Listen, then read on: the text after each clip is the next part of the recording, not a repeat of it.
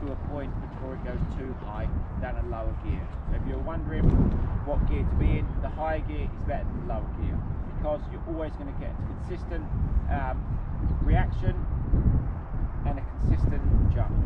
Alright, where, like I just mentioned, low gear, snappy.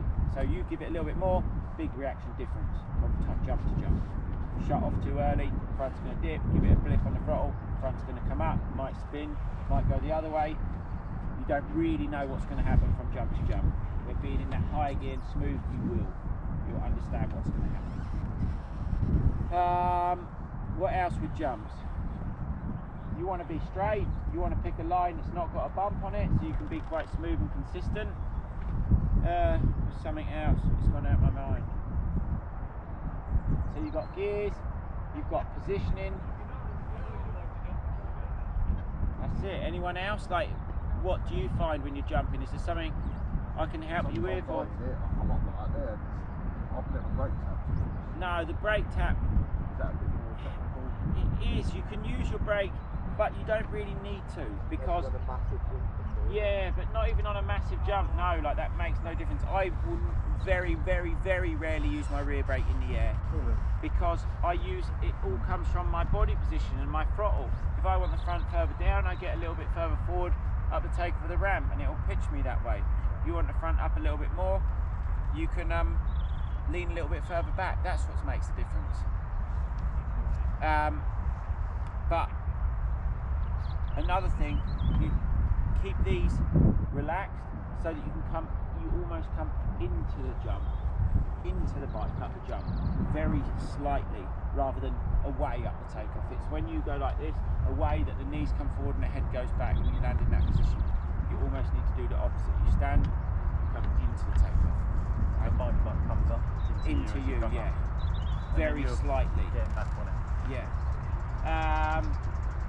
You get the majority of your speed ahead of time.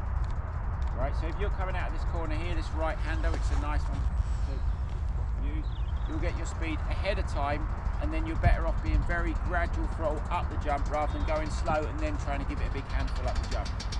Alright? And that's it, so I'll just run through that again. Body position, knees back, bend at the hip, head forward. Alright, your attack position is pretty much your jump position. If you're hard on the throttle, you're very slightly further forward. If you're a little bit less on the throttle, you can adjust accordingly. Alright? If you're going to case a jump like one of these on track, you're better off doing it very slightly front wheel first and back wheel slapping down. That will absorb it, and then you can use your brakes easier. Okay? A higher gear is always going to be much smoother up the jump than a lower gear. Sometimes you need that lower gear to really get the pop, but the majority of the time, the jumps in these tracks you don't. You can carry your corner speed, you can get up that high gear, and then be smooth up the takeoff. Alright, then you're going to get a consistent reaction. Alright? Yeah, it does, but you need to be more consistent. You shut off and then you try and pull the bike up. You never need to pull the motorbike up on a jump. Okay? Power will do that one for you. So no, you're not going to make no difference by lifting that bike at the top of the jump. Alright, so you get your speed earlier and just smooth all the way off the takeoff. You don't need to be on these 450s, 250s giving it a blink at the top of that jump. The only thing that's going to happen is you're going to go sideways. Alright, unless you're very good level where you need to jump higher to land the brake for the corner, and you're doing it for a reason, to get up, to get down, go jump, clear the jump, going at a slower speed. Otherwise, you're getting your speed ahead of time, it's smooth. Just giving it a blip and a pull, you're not gonna know what's gonna happen from one jump to the next. Okay, so start slow. What I don't want to see is when you all go out, is hit everything flat out just like you did before, because you're not learning nothing then. You jump slower. You land on the power, knees go back, arse back, head forward. Okay, that's the position you need to land in, like we was practicing this morning to be able to land on the power. You land here, you're off the power, you land here, you're on the power. Alright? So jump all these jumps halfway, land on the power. If you feel like you've got the bike's nearly one away from you, you're not further enough forward. Chances are your head's back, your knees are forward. So then change it for the next jump you do. Alright?